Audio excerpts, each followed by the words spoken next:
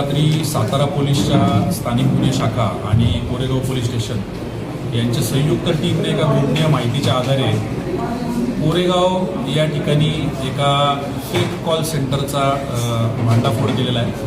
21 तरुण आरोपी त्या ठिकाणी सापडलेले आहेत, जे प्राथमिकदृष्ट्या असं दिसतंय की अमेरिकन नागरिकांची फसवणूक आणि खंडणी उकळणे अशा प्रकारांमध्ये तिथं इन्व्हॉल्ड असल्याचं दिसलंय।